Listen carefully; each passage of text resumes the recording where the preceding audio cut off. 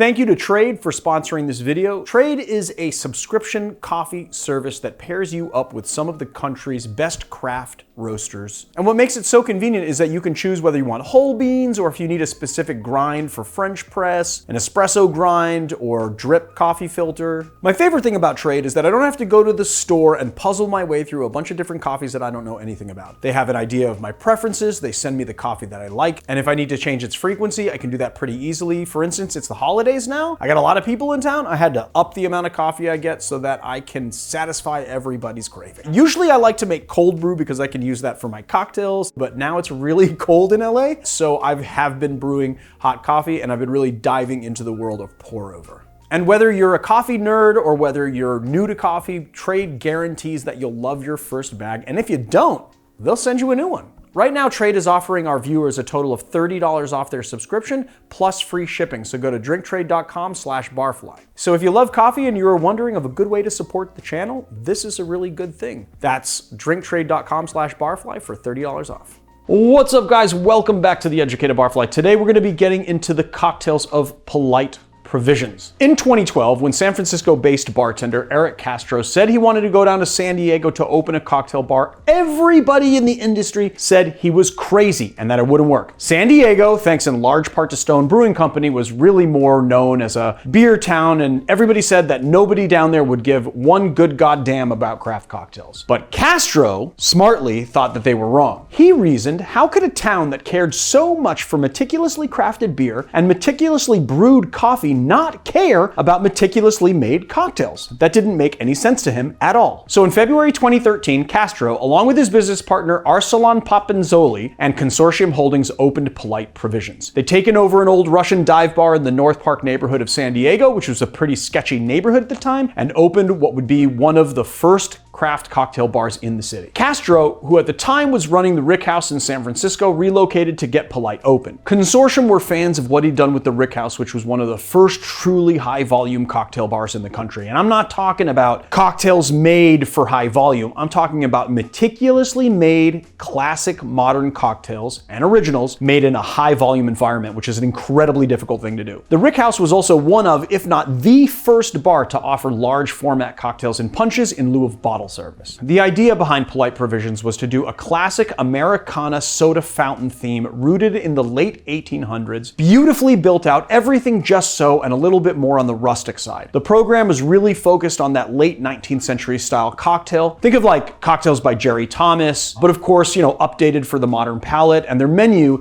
is mainly focused on original drinks, but of course made in that style, and also the bartenders can knock out your classics and your modern classics and anything else you might be able to call. Today we're making 3 drinks that really encompass the style of Polite. These drinks have pretty much been on the menu since the opening day and are staples of their program. But when I was talking to Castro while prepping for this episode, I asked him to give me cocktails that really encompassed the vibe and just like the whole essence of what the Polite Provisions program is all about. And today we're going to bring you that. So the first cocktail is a Kentucky Buck, which has not been a stranger to this channel. The Kentucky Buck was created by Castro while he was working at Bourbon Branch in San Francisco around 2009, and being one of his most popular drinks and maybe the first one to reach like the modern classic status. So it's pretty natural that it made the jump to Polite Provisions when they opened, and it has been on the menu ever since. So first thing we're gonna do is grab our tin and a strawberry, cut off the green part, drop it into our tin with 3/4 of an ounce of ginger syrup.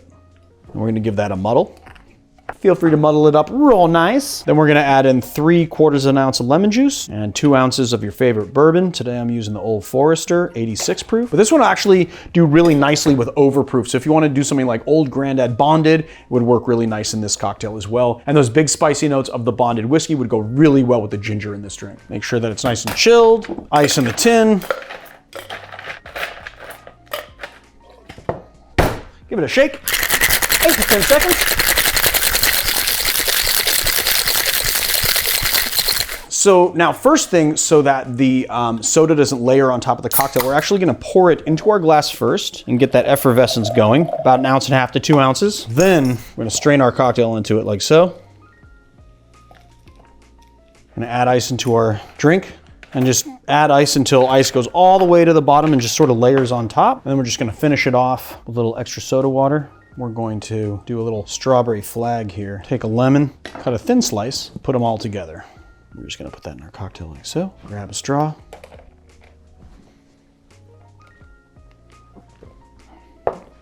Those flavors just go so well together. So obviously this cocktail is modeled after the Buck, which is a type of Moscow Mule. It's either a type of Moscow Mule or a precursor to a Moscow Mule. Nobody really knows. The ginger syrup plays really well with that bourbon. You get all those nice barrel notes and the spice. Strawberry kind of bringing in a nice fruity vibe, but also strawberries are a little bit tart. They're not super sweet. As you get that tartness, the balance of it is really nice because so you're taking that ginger syrup, which contains sugar in it. And our ginger juice is a 1-to-1 ratio with sugar and ginger juice. So you're balancing the tartness of the lemon juice out, but the tartness is still nice and present. And you just have a beautifully fall style, but very refreshing cocktail. So there it is, guys, the Kentucky Buck.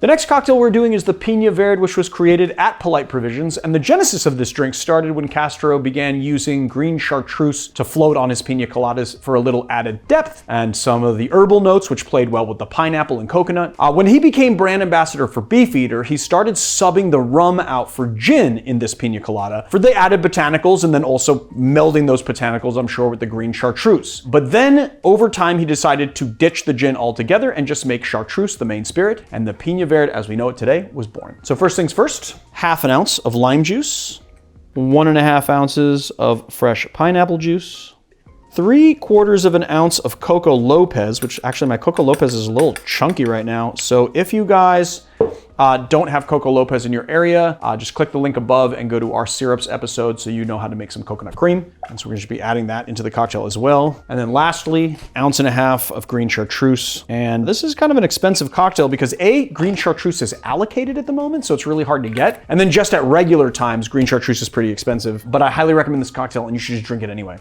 Just going to add in a Scotia Pebble. Give this a nice whip shake and make sure that you really aerate this so you get that nice frothy pineapple. You want to shake it pretty hard. You can just feel free to shake until all of that pebble ice is gone. And then we're just going to pour that into our glass like so. Cap it off with a snow cap. And then we're going to make a mint bouquet for this. So we're just going to take these sprigs, take the bottom leaves off. We want a nice big bushy bouquet. If you got the mint for it, give it a slappy poo, crushy pants, and then stick that into our drink like so.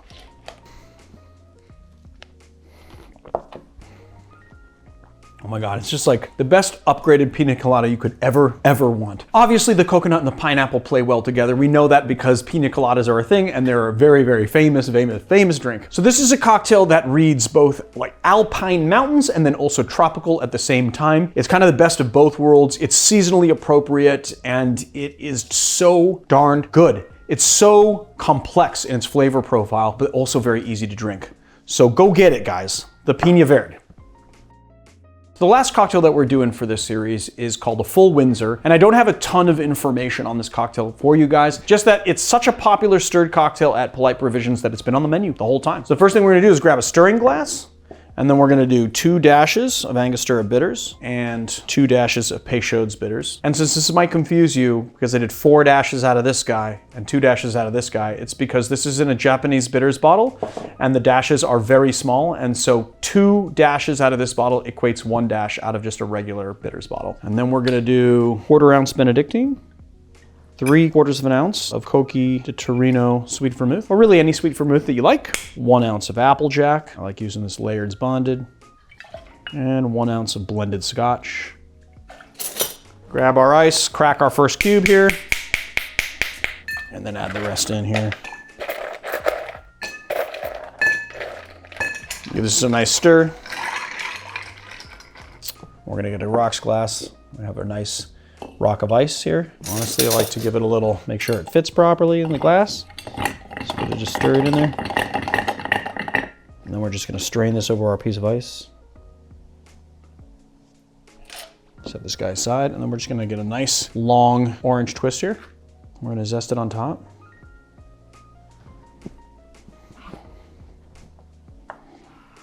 We're just gonna try and do a nice twist just right on top like that. That is pretty fantastic. So you've got That big, bold, 100 proof Applejack. You get all that flavor. The flavor of the Scotch with the bitters and the Benedictine kind of gives it like this chocolatey vibe. It has this nice chocolate vibe to it. So it's all very nicely balanced. And this is one of those cocktails where you can taste its components, but then you can also taste it as a whole at the same time, if that makes any sense. And so you have, kind of two different things going on. You've got, the balance of the Applejack with the Scotch, the Benedictine playing it up, and then mixing really well with the Angostura bitters and the Peychaud's bitters. You can taste the Creole spices in the Peychaud's as well as the anise, but then at the same time, it kind of has this, like when all together, it has this apple right on the front, and then it kind of devolves to almost a chocolate on the back of your palate, which is really nice. So there it is, the full Windsor. All right, guys, that's it. There you have it. 3 great drinks from Polite Provisions in San Diego. If you guys go to San Diego, definitely visit the bar. I'm sure you're gonna have a really great time. And if you can't visit San Diego, you got 3 drinks to make from the bar, and you should make them because you guys are cocktail fans, and these are seasonally appropriate. Not to mention the fact that we actually make this glass. So you should go head down into the description and click the link if you're interested in getting some of our really heavy bottomed old-fashioned glasses. And then I guess I will see you on another time.